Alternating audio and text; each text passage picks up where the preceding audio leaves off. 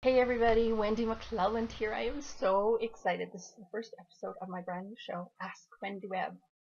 And now this isn't a new idea. The Ask format has been around for a while, and I'm kind of modeling mine after the great Gary Vee, who I just love. I watch his Ask YouTube channel all the time to get inspired, to learn new things, and so I knew my tribe had questions too, so I figured I will start my own Ask show. So how can you get your questions on the show? Super simple. Use the hashtag AskWendyWebb, which Courage is graciously modeling for us today. So first question, let's get started. First question comes from Sherry, and she asks, what is social media? 20 years ago, if you were running an ad, you would put an ad in the newspaper. You would run a radio ad.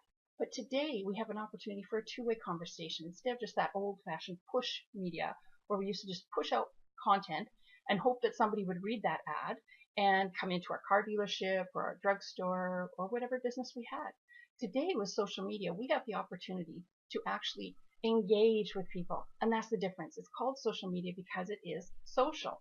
So when you're posting on Facebook or Twitter or LinkedIn, make sure that you're not scheduling a bunch of posts and then just walking away. You want to be sure that you are posting great information for people and then communicating with them. Respond back when they have a question for you or when they like your comment or when they share something of yours.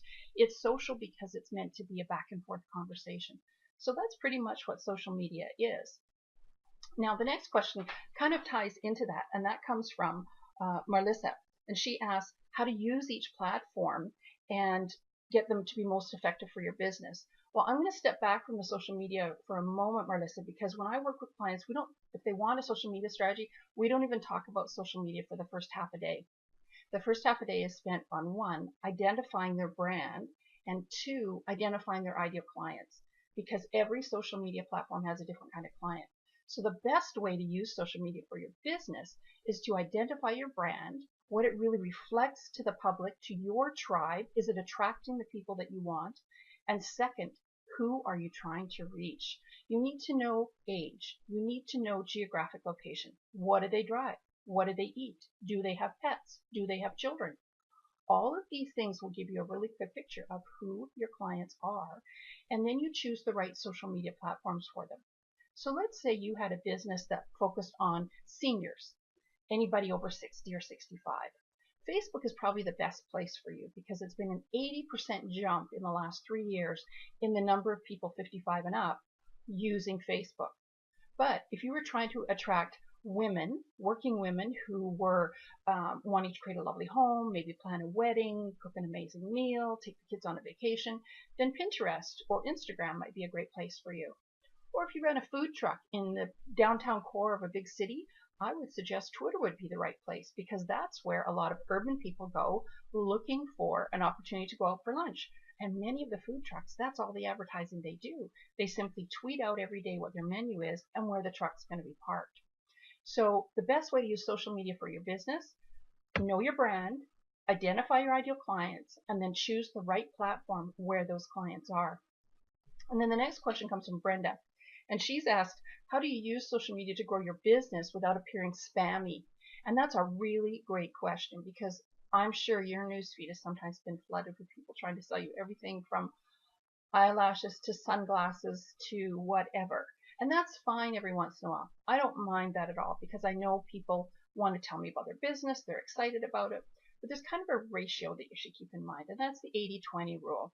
And that means 80% of your content should be value for your clients. It should be something that they can use, that will make them laugh, that will make them smile, that will touch them at an emotional level.